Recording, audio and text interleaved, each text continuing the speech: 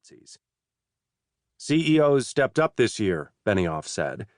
We would not be where we are in the world today without the outstanding leadership of many, many CEOs who did heroic work all over the world to basically save their communities.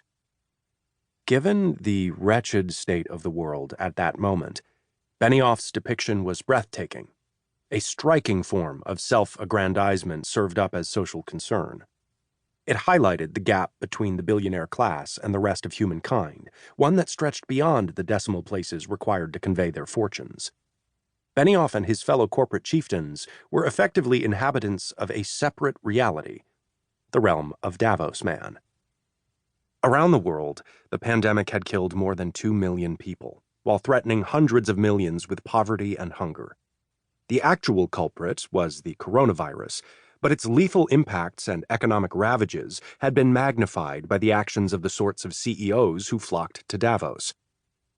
Private equity magnates like Steven Schwarzman, who once described a proposed tax increase on the wealthy as an act of war, like when Hitler invaded Poland, had extracted profits from his investments in hospitals, excising costs while contributing to a systemic diminishing of American healthcare.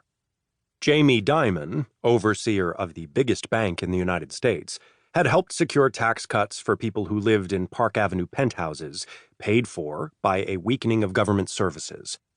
Larry Fink, the world's largest asset manager, broadcast his putative concern for social justice while squeezing poor countries to pay impossible debts in the midst of the pandemic.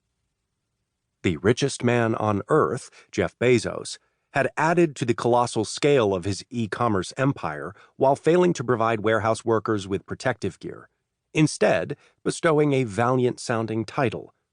They were essential workers, a label that condemned them as dispensable, rendering the virus an illegitimate reason to stay home.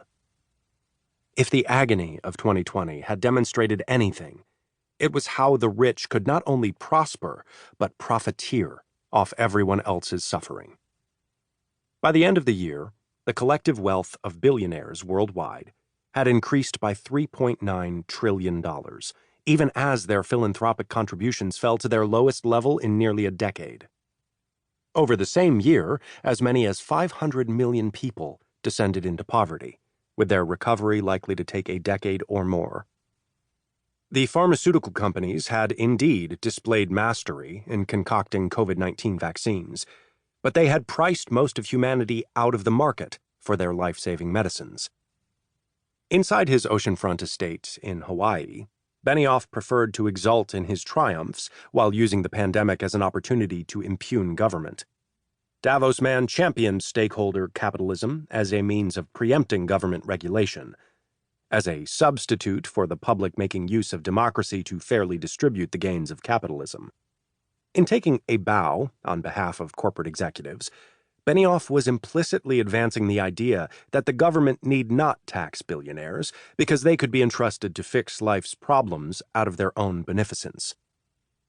CEOs are gathering every week to figure out how we can improve the state of the world and get through this pandemic, he said, contrasting that against what he described as the dysfunction of governments and nonprofit organizations.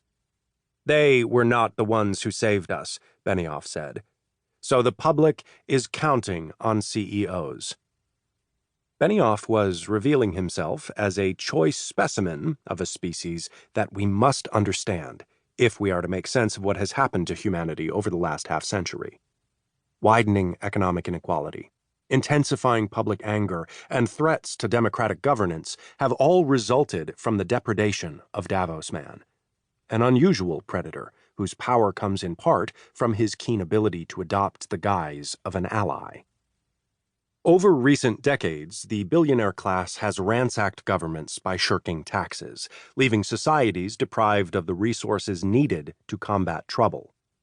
In the midst of a public health emergency, Davos Man was pointing to the resulting weakness of government as justification for depending on his generosity.